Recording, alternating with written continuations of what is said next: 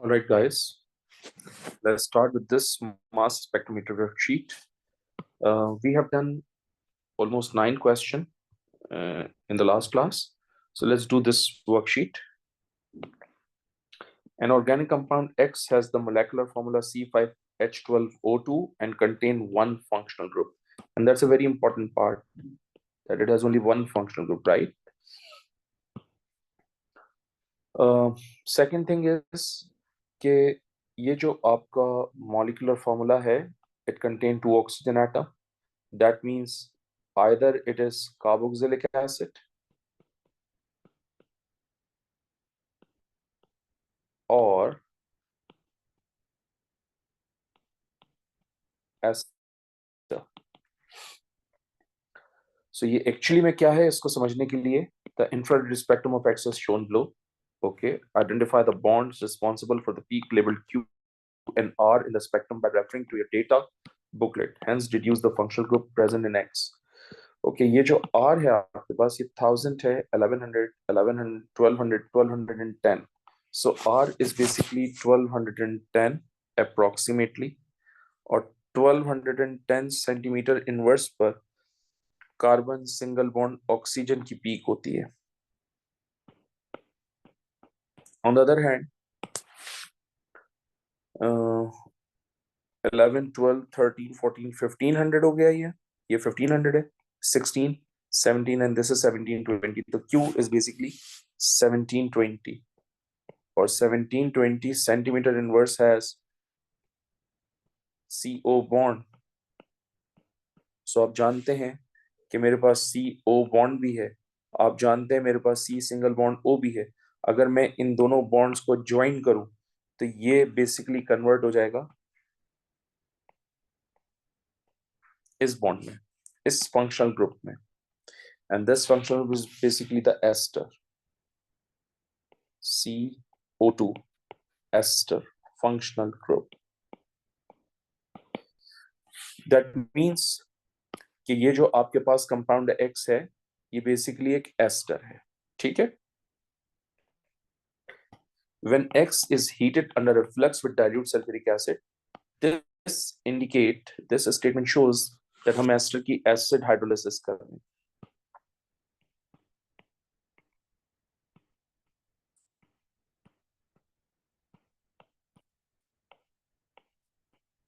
और हम आपको लेक्चर में ये बता चुके हैं कि जब एस्टर की एसिड हाइड्रोलिसिस होती है तो ऑब्वियसली हमें यहाँ से दो चीजें मिलती हैं.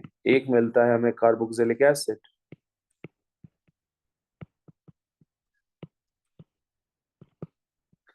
और एक मिलता है हमें अल्कोहल. ठीक है. The mass spectrum of Y is shown below. ये मास स्पेक्ट्रम है.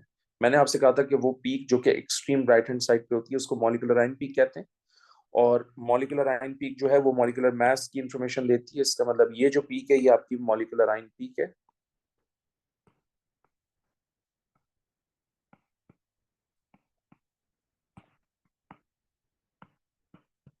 ठीक.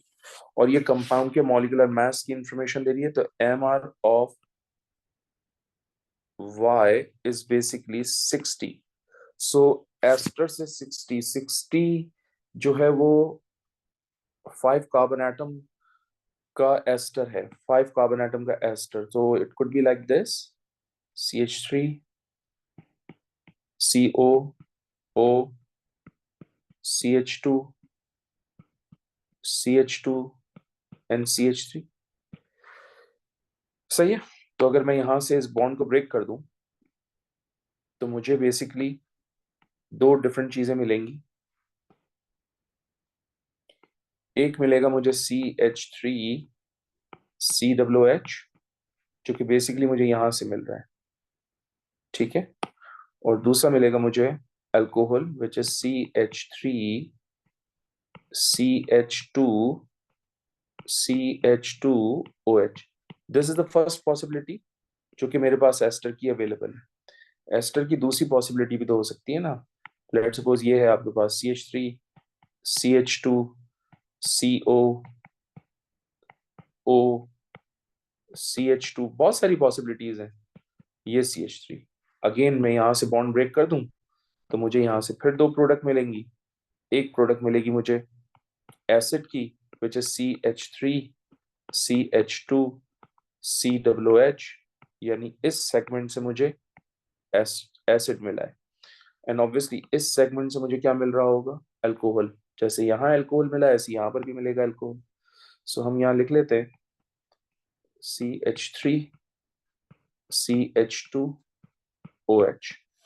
Now take out the MR of acid and alcohol। इस एसिड का MR है मेरे पास 60 और इस अल्कोहल का MR है मेरे पास, let me count it, this is basically 12 times 3 plus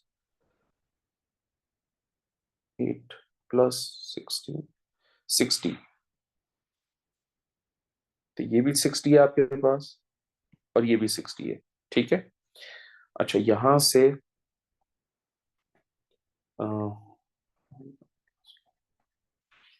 यहां से MR मुझे मिल रहा है 54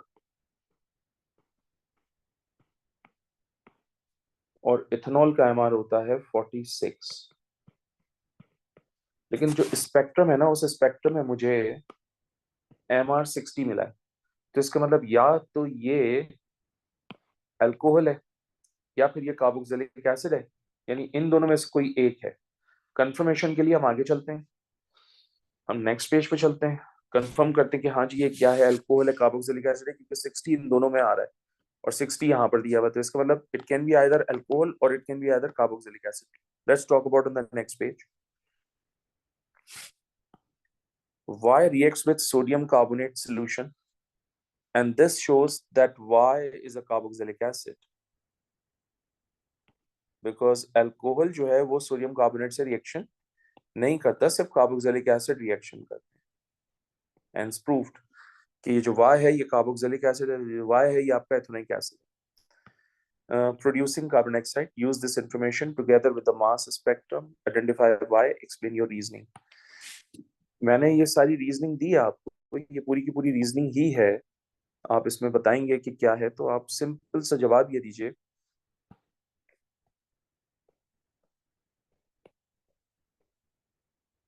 molecular mass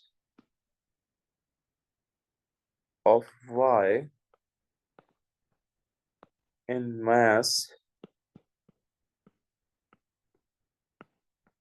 spectrum is 60।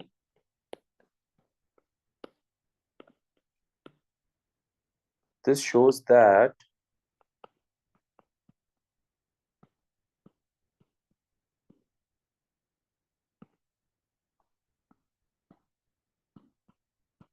it is ethanoic acid. Also,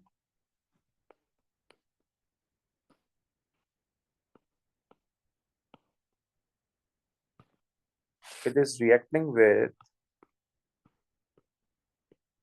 sodium carbonate, producing carbon dioxide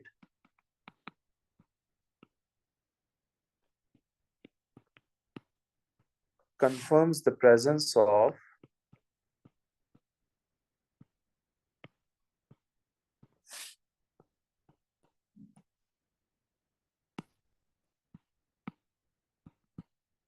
ethanoic acid। Next, Z has molecular formula C4H10O। Z reacts with sodium producing a gas। So Z एक oxygen atom है, that means it must be an alcohol because alcohol do react with sodium metal, okay? It can't be carboxylic acid because carboxylic acid में दो oxygen होते हैं। When Z is warmed with a mixture of potassium dichromate 6 and sulfuric acid, no reaction occurs। Oh, if it is an alcohol and it is not reacting with potassium dichromate 6, that indicates that this alcohol is basically a tertiary alcohol।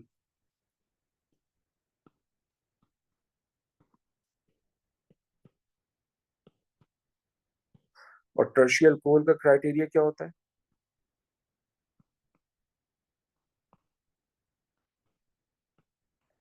this one. ठीक है?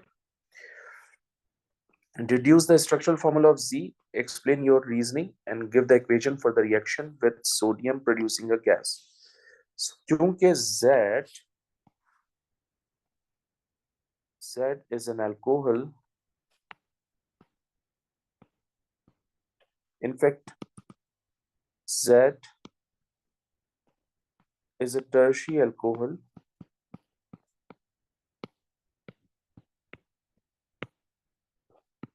because it is not oxidized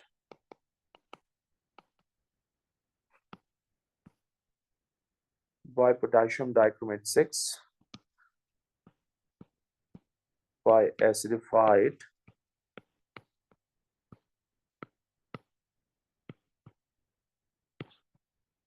solution of K2Cr2O7, and also it is reacting with sodium producing hydrogen gas.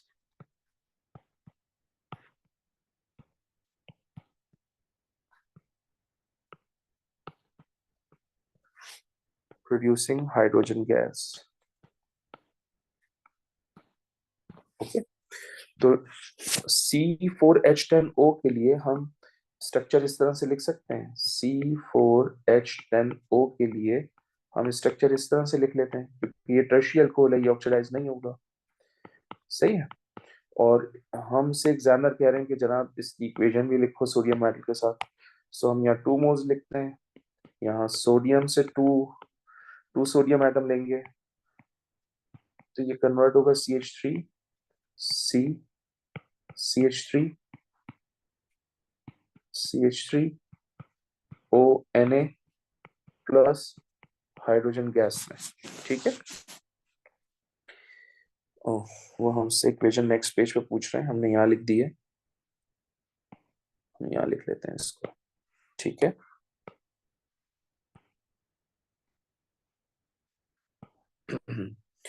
Use your answer to part A and B part 1 and B part 2 to deduce a displayed structure. Okay, तो मैं इस तरह से कर सकता हूँ कि मेरे पास एक इतना गैस है और ये हो जाएगा CH3 CO और अल्कोहल का ऑक्सीजन, इसके साथ कार्बन, ये CH3, ये भी CH3 और ये भी CH3. So that's the structure of Y. 1 2 3 4. Oh my goodness, that's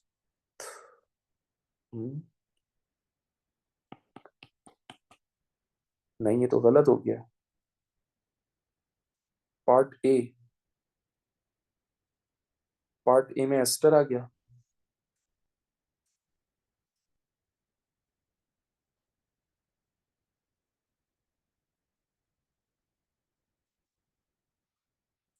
B part 1 में इथेनिक एसिड है.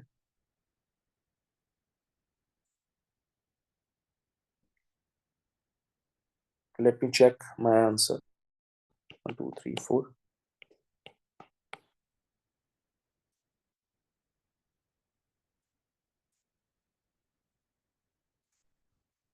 Oh, that's right. That's right.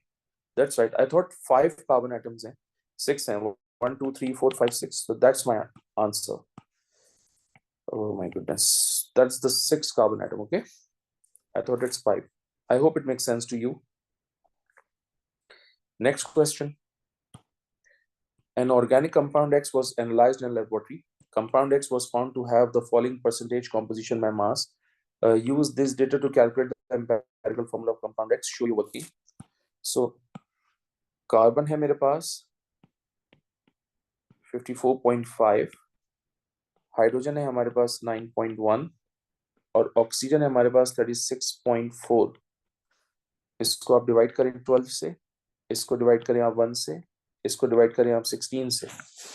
सो 54.5 को अगर मैं डिवाइड कर लेता हूं 12 से तो ये हो जाएगा 4.54.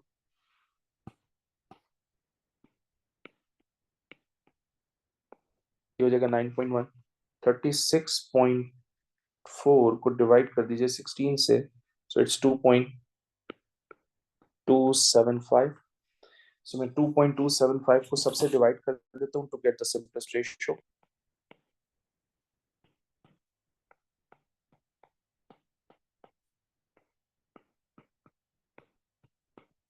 सही, 4.54 divided by 2.275, oops, 5.5,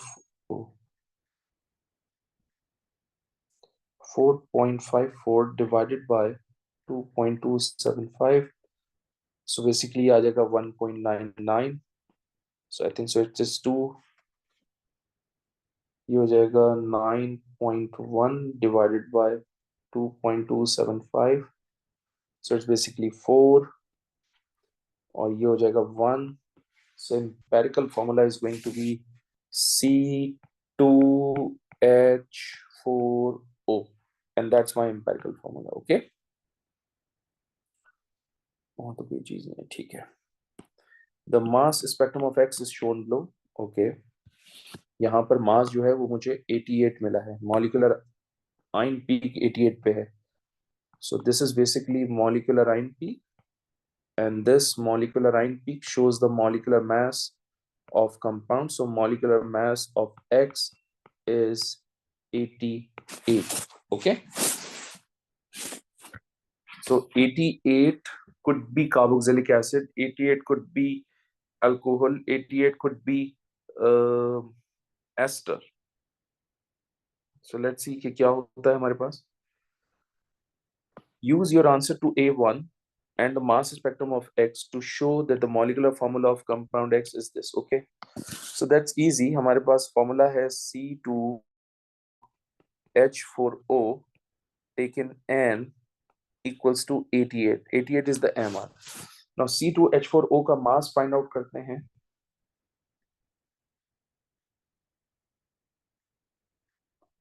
ये हो जाएगा 44, N equals to 88, then N equals to 88 divided by 44, then N equals to 2, I believe. तो अगर मैं C2H4O टेकन 2 रखता हूं तो हमारे पास आंसर होगा C4H8O2, and that's my molecular formula.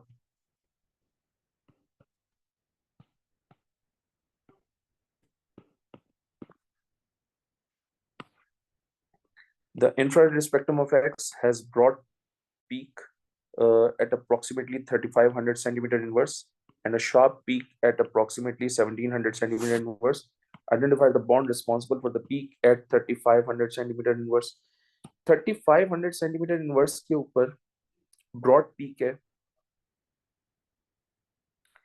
सो अगर ब्रॉड पीक है तो इट कुड बी अल्कोहल और एमाइन, और 1700 सेंटीमीटर इनवर्स के ऊपर तो कार्बोनाइल की पीक होती है ऑब्वियसली। अब ये अल्कोहल है या अमाइन, ये डिसाइड करना है, उसके लिए हम नेक्स्ट पार्ट देखते हैं। Some chemical react informations compound X is given below. X is neutral organic compound. मैंने आपको क्लास में बताया कि alcohols are neutral.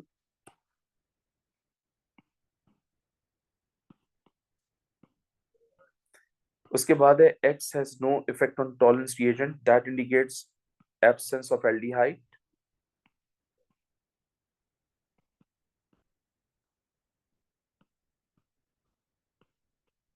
Then X turns hot acidified potassium dichromate 6 solution from orange to green. इसका मतलब oxidation हो रही है, तो इसका मतलब it can be either primary alcohol or secondary alcohol.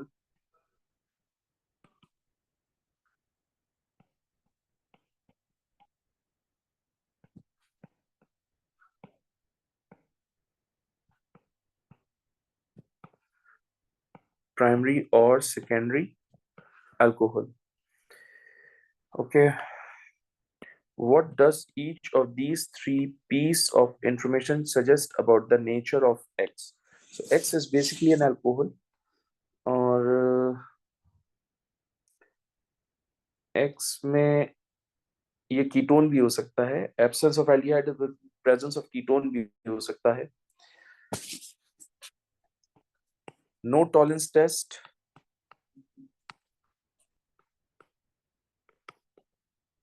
Presence of ketone because carbonyl group है हमारे पास।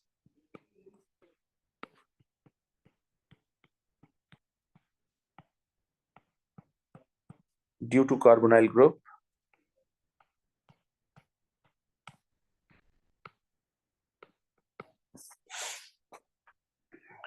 then X is neutral,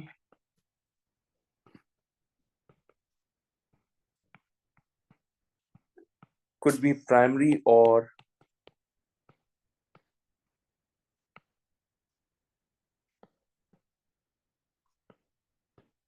secondary alcohol because they can easily oxidize with K2Cr2O7, because they can easily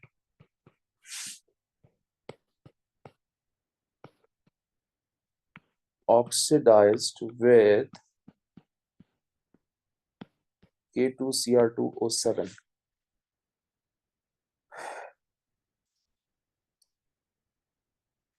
तो एक आपके पास ketone functional group होगा और एक alcohol.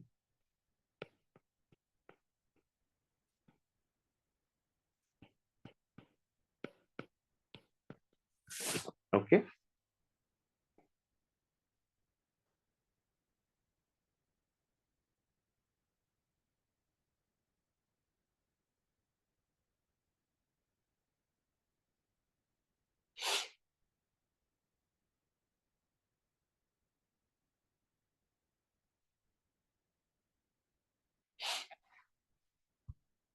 next question number 12. The mass spectrometer is used by organic chemists to help distinguish between different compounds.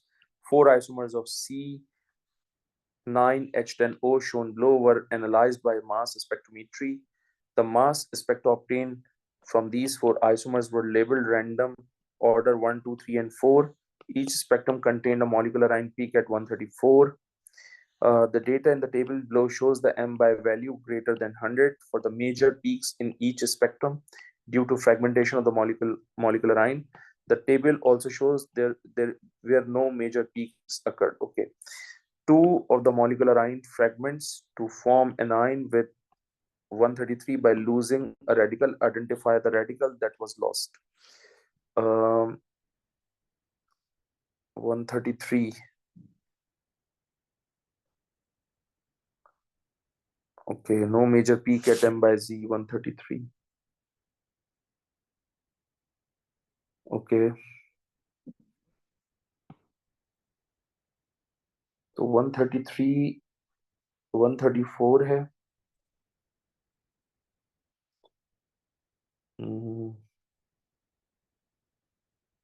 Just hold on a second. Let me get the. All right, guys. So 2 of the molecular ion fragments to form an ion with the M by Z 133 by losing a radical. Identify the radical that was lost. So बहुत simple सी चीज है कि molecular ion peak 134 पे थी, fragment 133 पे, तो radical जो है वो obviously एक मास वाला होगा, और एक मास वाला मानिए जिसका relative atomic mass 1 है, तो वो obviously हाइड्रोजन radical होगा।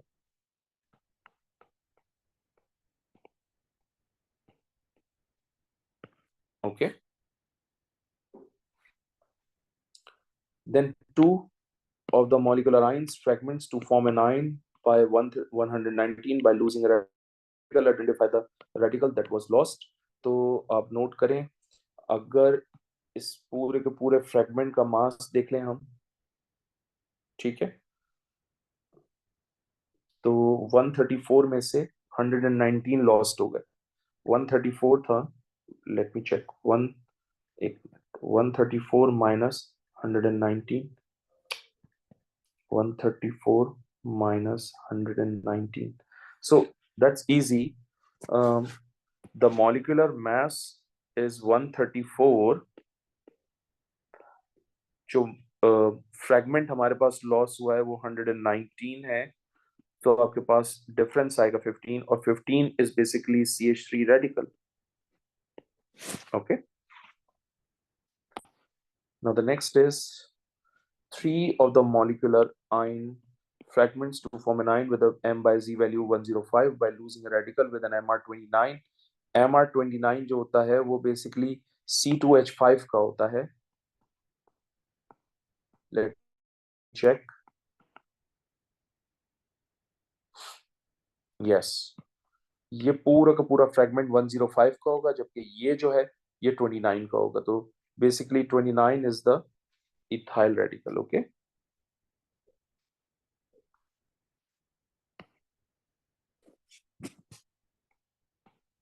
CH3 CH2 रेडिकल ये भी बन सकता है.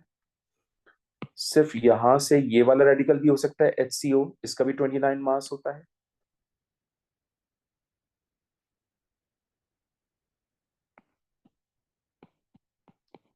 CHO radical. ओके. सो ये दो पॉसिबल रेडिकल्स हो सकते हैं. Identify 2 radicals with an MR that would have been lost. Okay. यही आंसर है बेटा इसका. Next is radical 1. चलो उन्होंने यहां लिखवाया तो एक आप लिख दीजिए CH3 CH2 रेडिकल और दूसरा है CHO radical. Now the next is consider the structure of the 4 isomers and the fragmentations included part A to C. Write the letter A, B, C, D in the appropriate boxes below to identify the compound that produces each spectrum. तो आप note करें spectrum A जो है वो 1 को represent करेगा. ठीक है. क्योंकि ये पीक 119 पे आ रही होगी. तो ये आपका स्पेक्ट्रम हो जाएगा A. उसके बाद आपके पास है spectrum 2.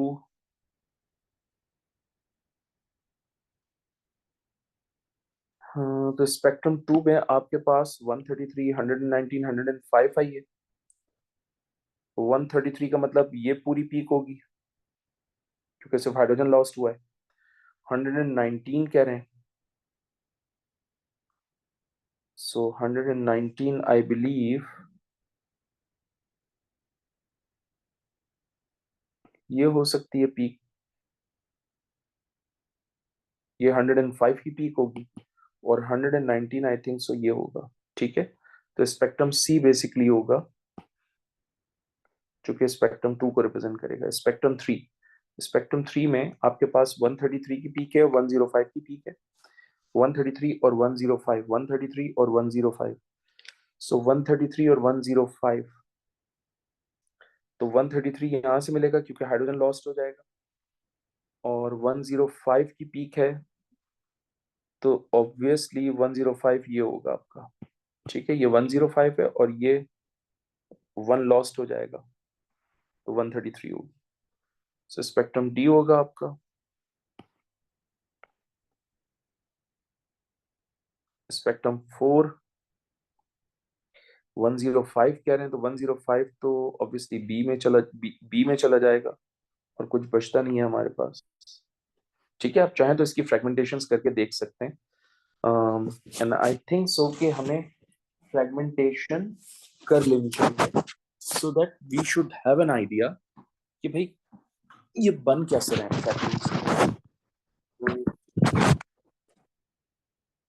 Just give me a minute.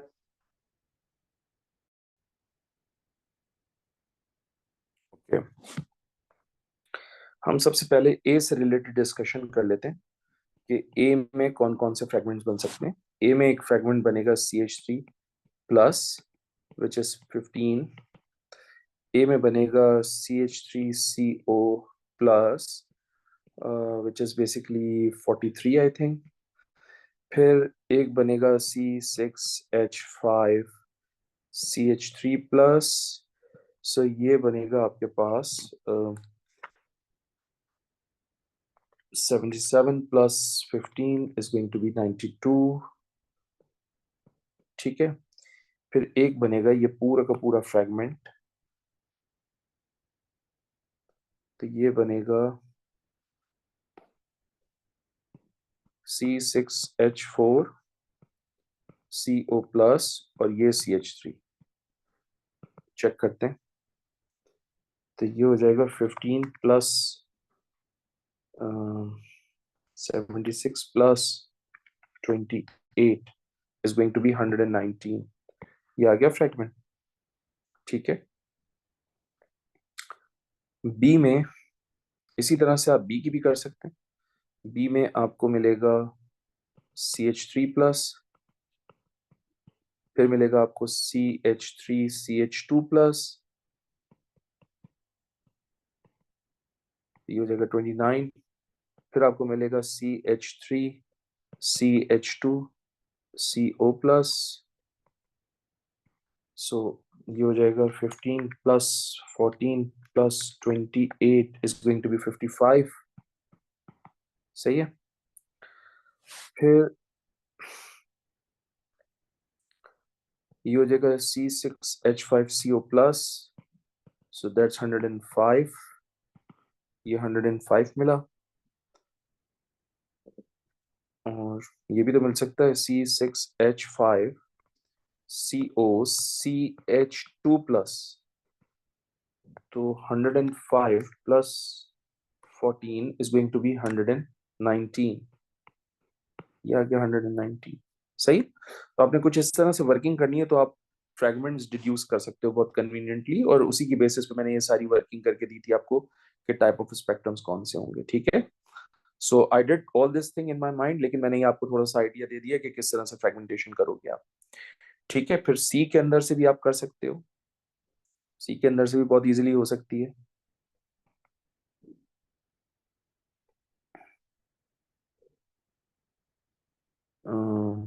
CH3+ बनेगा 15 पे, CH3CH2+ बनेगा 29 पे।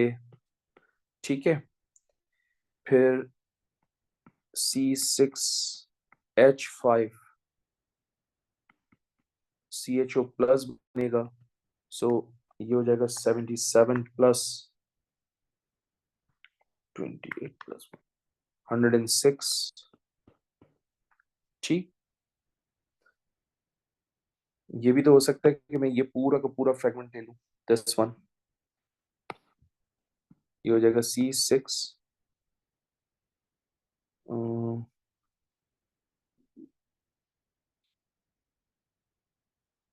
ये पूरा फ्रेगमेंट लिख देता हूं मैं इस तरह से, ये CO+ और ये CH2CH3 एज इट इज। तो इस पूरे का मास कितना हो जाएगा? ये हो जाएगा 76 plus 28 plus 1 plus 28 is going to be 33। ये आ गया 33। सही। और 105 का मतलब क्या होगा कि सिर्फ इतना फ्रेगमेंट आ जाए, सिर्फ ये फ्रेगमेंट हो, बेंजीन CO। तो अगर बेंजीन CO वाला फ्रेगमेंट है तो ये 105 पे आ जाएगा। ठीक है। तो ये आ गया। That's what I have done. I hope it makes sense to you. Let's move on to the next question. Question number 13. Question number 13 says, an organic compound X is an ester found in orange peel and has the molecular formula C5H10O3 O3। तो इसका मतलब ester में दो oxygen होते हैं, यहाँ एक extra oxygen है, इसका मतलब यहाँ कोई और भी फंक्शनल ग्रुप पॉसिबल है, right? Identify the bonds responsible for the peaks labeled Q and R in the infrared spectrum of Q, shown below, referring to your data booklet. Okay. ये है आपके पास 1600, ये 17, ये 1720। तो ये 1720 सेंटीमीटर इनवर्स पे carbonyl की पीक है, और ये है आपके पास 3000, 31, 32, 33 और ये 3350 के ऊपर। सो ये 3350 का मतलब ये अल्कोहल की पीक है। ठीक है। तो Q जो है वो आपका, सॉरी, अल्कोहल हो गया,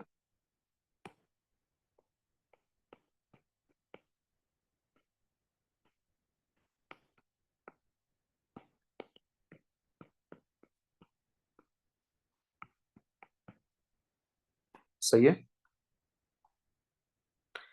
और R जो है वो 1720 सेंटीमीटर के ऊपर है, विच इज कार्बोनाइल ग्रुप। ठीक है।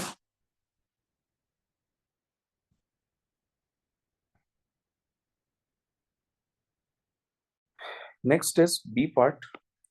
X was heated under reflux with dilute sulfuric acid, यानी एस्टर की acid hydrolysis हो रही है। The resulting mixture was distilled and a liquid Y was collected. The mass spectrum of Y shown below। ठीक है, ये mass spectrum of Y आ गया। Okay, ये 30 है, ये 31 है, ये 32 है। सो मोलिकुलर आयन पीक जो है वो 32 के ऊपर अपीयर हुई हुई है, right.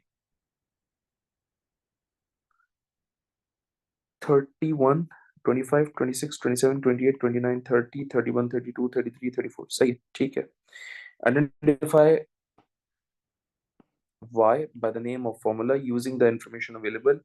Use two pieces of data from the mass spectrum to support your answer. Okay.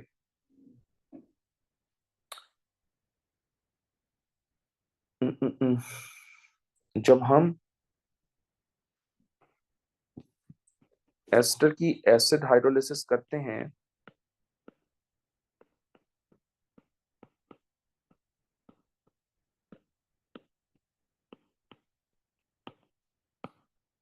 तो ये कन्वर्ट होता है अल्कोहल में और कार्बोक्सिलिक एसिड में।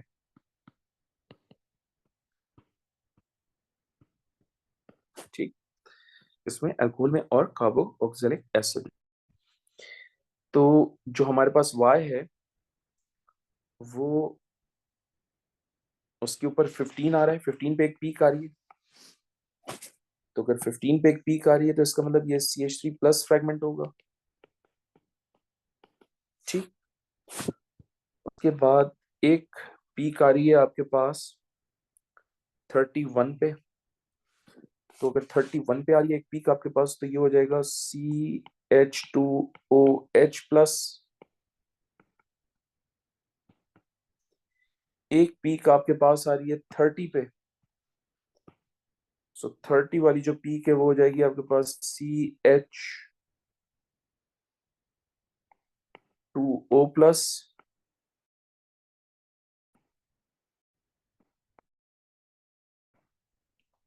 एक पीक जो है 26, 27, 28, 28 पे आ रही है तो इसका मतलब ये कार्बोनाइल होगा, CO। कार्बोनाइल का मतलब CO ग्रुप होगा। ठीक है। और एक पीक जो है वो 29 पे भी आ रही है तो इसका मतलब ये CHO प्लस भी होगा। दैट मीन्स कि ये एक अल्कोहल है और ये 1 कार्बन का अल्कोहल है। एंड 1 कार्बन का अल्कोहल इज बेसिकली मेथनॉल। सही है, इसका फॉर्मूला बनेगा CH3OH। इस CH3OH के फ्रेगमेंट्स मैंने निकाले, देखो हमने इस तरह से निकाले हैं CH3OH। अगर मैं यहां से बॉन्ड ब्रेक कर दूं तो मुझे CH3 प्लस मिलेगा, राइट। अगर मैं बॉन्ड यहां से ब्रेक कर रहा हूं तो मुझे हो सकता है OH प्लस भी मिल जाए। ये भी तो पॉसिबिलिटी है कि ये CH3 हो आपके पास और बॉन्ड जो है वो यहां से ब्रेक हो जाए, ये पूरा का पूरा फ्रेगमेंट आ जाए CH2O। तो जब ये फ्रेगमेंट आएगा तो जाहिर सी बात है मास 32 के ऊपर अपीयर होगा। ये भी तो फ्रेगमेंट हो सकता है।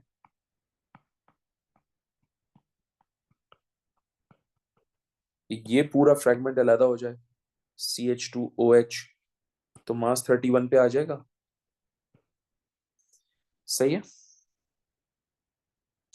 और अगर सिर्फ CO हो जाता है तो 28 के ऊपर आ जाएगा।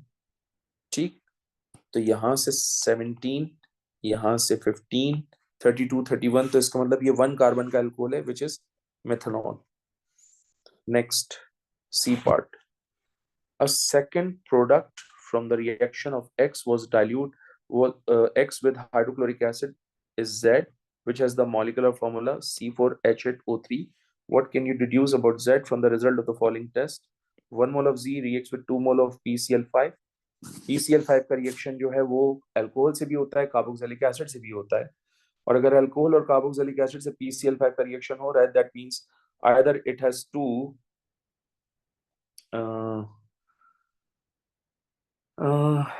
OH या फिर 2 एसिड, बट ये 3 ऑक्सीजन है, so either it has 2 OH and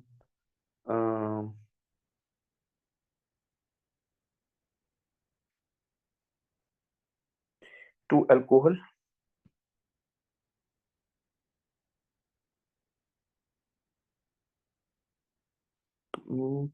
ये है ना, ये 2 mole of PCl5. 2 mole of PCl5 means contain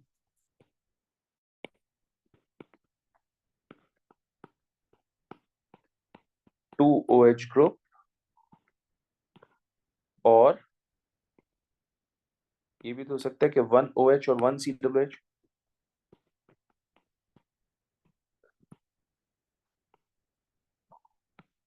दोनों पॉसिबिलिटीज हो सकती हैं. 2 मोल का मतलब ही यही है. When sodium carbonate is added, solution is added to Z, effervescence is seen. That means Z is an acid. Z contain COH group or an acid.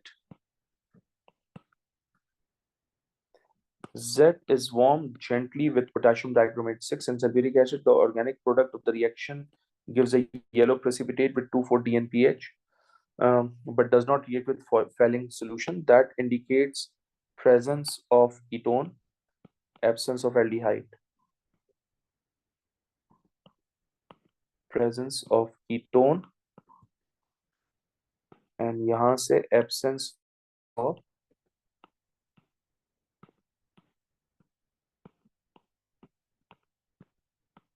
aldehyde. ठीक है.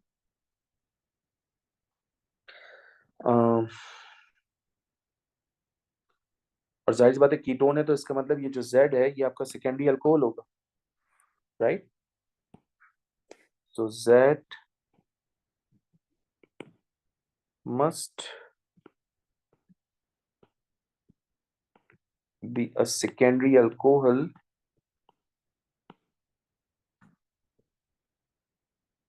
because on oxidation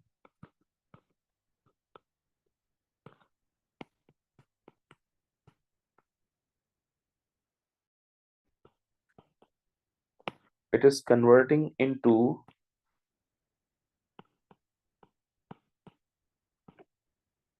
ketone. उसके बाद है कि Z reacts with solution of iodine in sodium hydroxide to produce a yellow precipitate with an antiseptic smell. इसका मतलब एक ऐसा सेकेंडरी अल्कोहल है जिसमें CH3CHOH ग्रुप अवेलेबल है. ग्रुप अवेलेबल जब भी वो हाइड्रोफॉर्म का टेस्ट शो कर रहे हैं, hence it gives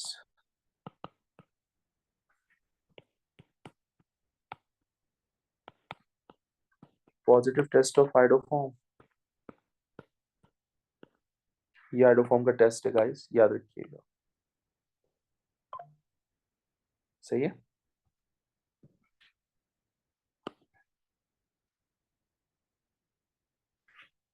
Use the results of these tests to deduce the structural formula of Z and hence the structural formula. Okay, देखिए इसमें Z की डिफरेंट पॉसिबिलिटीज हो सकती हैं. अगर पहली पॉसिबिलिटी लूं कि भाई CH3CHOH है क्योंकि हाइड्रोफॉर्म का टेस्ट पॉजिटिव आ रहा है, ये आ गया. ठीक है. और 4 कार्बन एटम है हमारे पास, तो 1 2 3 और 3 ऑक्सीजन एटम है, तो हम 1 कार्बोक्सिलिक एसिड ले लेते हैं क्योंकि PCl5 से रिएक्शन हो रहा था, सो 3 ऑक्सीजन हो गए. ओके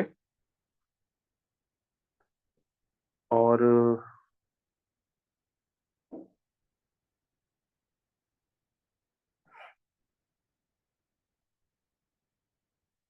मुझे यही क्लिक हो रहा है ज्यादा बेहतर कि एसिड है, सेकेंडरी अल्कोहल है, आइडोफॉर्म का टेस्ट है, तो ये स्ट्रक्चरल फार्मूला हो गया मेरा।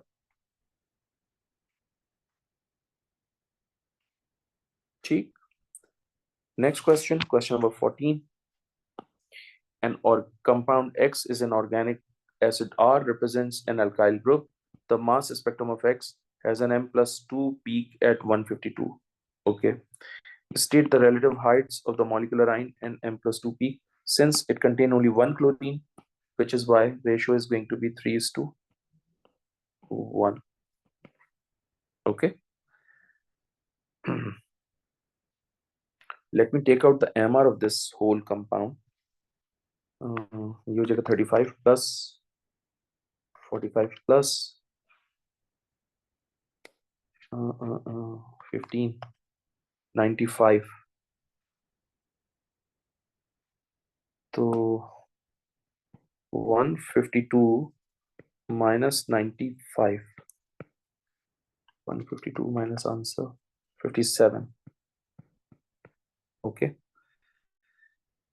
उसके बाद है show that the formula of R is C3H7. That's the show करना, that's the show करना। इसको मैं यहाँ तरीके से लिख के दे देता हूँ। देखें हमारे पास क्लोरीन है, क्लोरीन का मास कितना है हमारे पास 35, हमारे पास COOH है, इस पूरे के पूरे COOH का जो ग्रुप है इसका मास है 45, ये CH3 है, CH3 का होगा 15, तो हम सबको ऐड कर देते हैं 35 plus 45 plus 15 is going to be 95। ठीक, second the MR is 150। ठीक है, क्योंकि M plus 2 पीक जो है वो 152 पे, तो MR 150 होगा। मैं 95 को सब्ट्रैक्ट कर देता हूँ 150 से, सो ये हो जाएगा 55 and 55 is basically C3H7। नहीं, something is missing from here।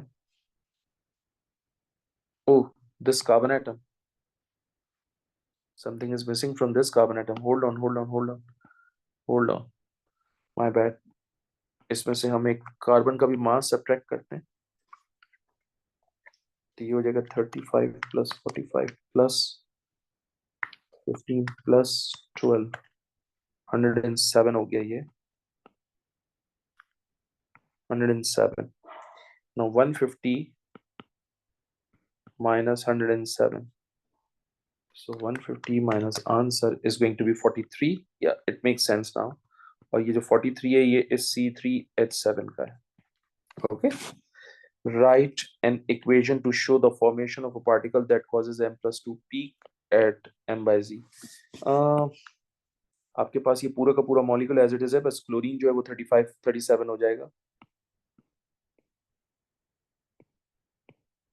ये R, ये COOH and this chlorine is going to be 37। जब 37 होगा तो इसका M plus 2 पीक 152 के ऊपर आ जाए। ओके, आई होप इट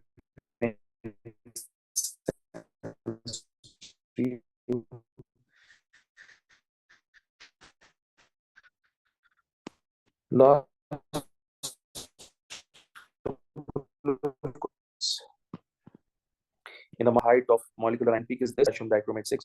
इसका मतलब ये हुआ कि जो कंपाउंड J है आपका वो अल्कोहल है, बिकॉज अल्कोहल ऑक्सीडाइज हो रहा है, so it either primary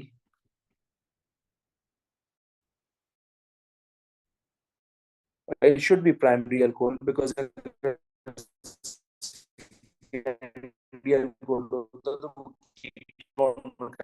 जबकि वो कह रहा है कि ये कार्बोक्सिलिक एसिड बना रहा है, तो प्राइमरी अल्कोहल।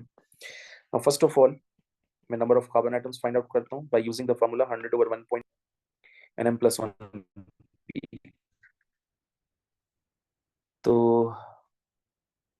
ये M+1 पीक है, ये मॉलिक्यूलर आयन पीक है। सो यहाँ से हो जाएगा आपके पास 100 divided by 1.1, 4 divided by 91. My goodness, hold on. 4 divided by 91. 4 divided by 91. ये हो जाएगा 0.0439। इसको मल्टीप्लाई कर देते हैं 90.9 से, so it's going to be 4 carbon atom. So 4 carbon atom.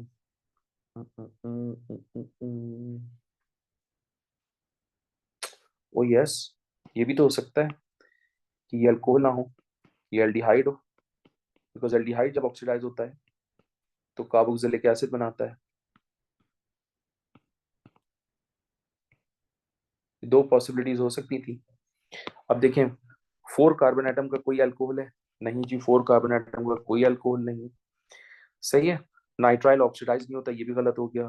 Ketone exist ही नहीं कर रहा क्योंकि वो कार्बोक्सिलिक एसिड नहीं बनाते, तो राइट आंसर इज ए।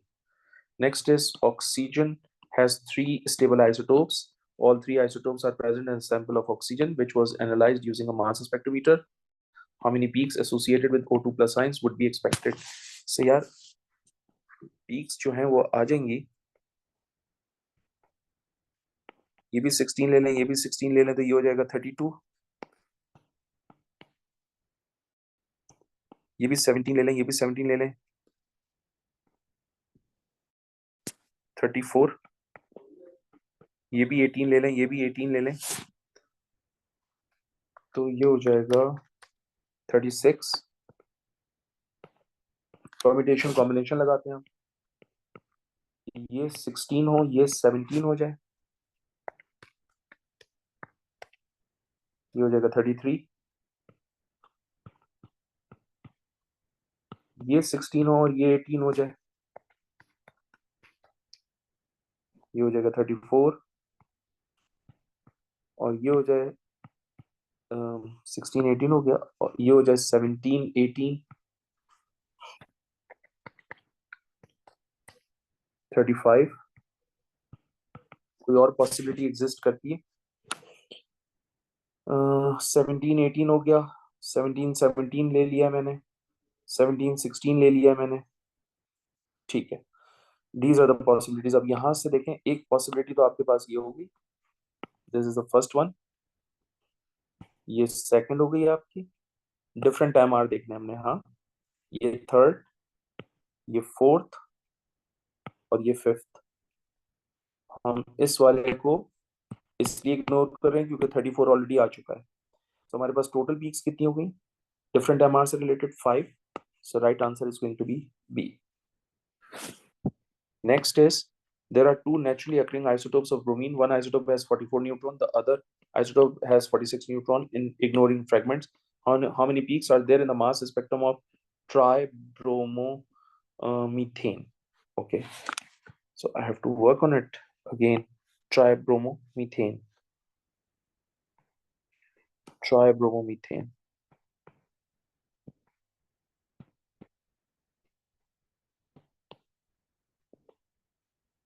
पहली पॉसिबिलिटी कि ये तीनों की तीनों 79 हो,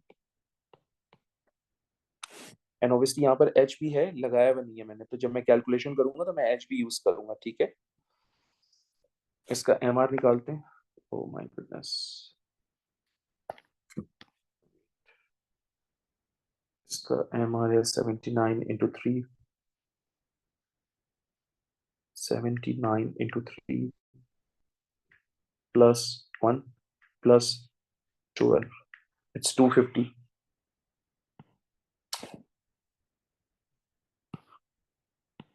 हाइड्रोजन कार्बन सब मिला के बता रहा हूँ, हाँ। दूसरी पॉसिबिलिटी क्या हो सकती है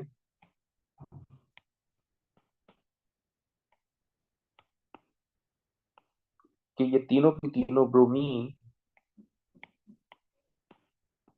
81 हो जाए। So you get 81 into 3 plus 12 plus 1 is going to be 256.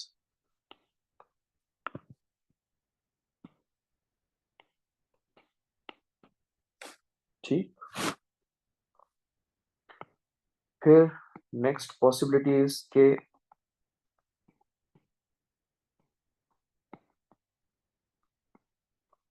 ये दोनों क्या हो आपके पास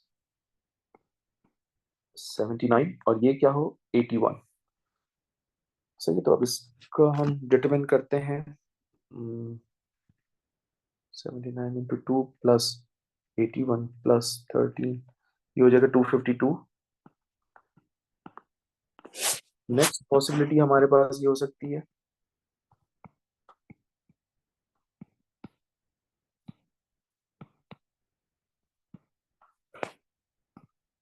कि ये दोनों 81 हो और ये 79 हो जाए। ठीक, सो 81 into 2 plus 79 plus 13, my goodness, 79 plus 81 times 2 plus 13, 254। कोई और पॉसिबिलिटी है? तीनों 79, तीनों 81, दो 79, एक 81, दो 81, एक 79। अच्छा, ये भी तो हो सकता है कि भाई ये कॉम्बिनेशन एडजस्ट करके देखते हैं, लेट्स सी कि बन भी रहा है या नहीं कुछ। ये भी तो हो सकता है कि ये दोनों 79 हो और ये 81 हो जाए। तो अगर दो 79 और 81 है तो बेटा इसका एमआर भी क्या आएगा, 52 ही आएगा, 252, है ना। और ये भी तो पॉसिबिलिटी हो सकती थी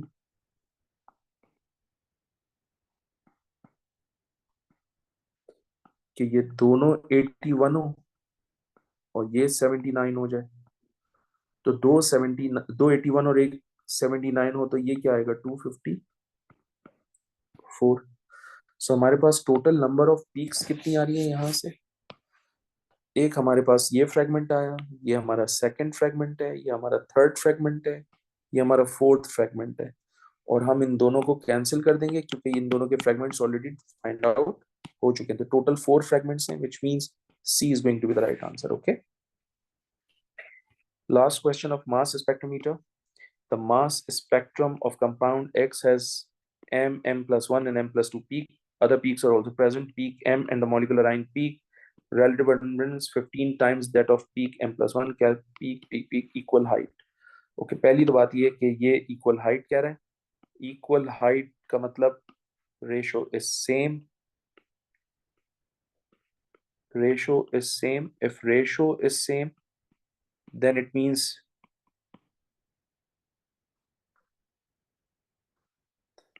bromine is present.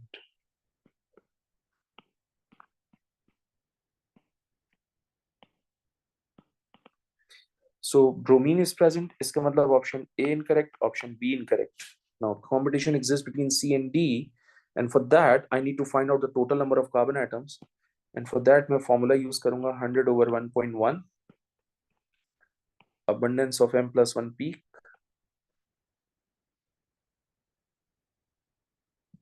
तो ये 1 over 15 हो जाएगा क्योंकि 15 times क्या रहे हैं? Let me check. 100 divided by 1.1 into 1 divided by 15 is going to be 6. सो यहाँ से नंबर ऑफ कार्बन एटम्स कितने आ रहे हैं हमारे पास, 6। तो मैं ऑप्शन सी को स्ट्रक्चर बनाता हूँ। हेक्सेन कह रहा है 1 2 3 4 5 6, हेक्सेन हो गया। सेकंड कार्बन पे मिथाइल कह रहा है और सेकंड कार्बन पे ब्रोमीन कह रहा है। सो यहाँ से टोटल कार्बन कितने हो गए आपके पास, काउंट कर लेते हैं। 1 2 3 4 5 6 7, 7 कार्बन एटम हो गए। तो इसका मतलब ये ऑप्शन बी रॉन्ग। तो right answer is going to be D, क्योंकि इसमें टोटल 6 कार्बन एटम होंगे। Okay, I hope it makes sense to you. हम इस डी को भी लिख के देखते हैं। ब्यूटेन कह रहा है, ऑप्शन डी के लिए हम बात कर रहे हैं, ब्यूटेन कह रहा है वो। 1 2 3 4, डाइमिथाइल कह रहा है, 3 ब्रोमो कह रहा है, 1 2 3 ब्रोमो हो गया और सेकंड कार्बन पे भी मिथाइल है और इस पे भी मिथाइल है। तो टोटल कार्बन एटम चेक करते हैं, 1 2 3 4 5 6 कार्बन एटम आ रहे हैं यहाँ से, और हमने 6 ही डिटरमिन किए, which is why D is going to be the right answer. That's the end of mass spectrometer worksheet. I hope it makes sense to you. Thank you very much.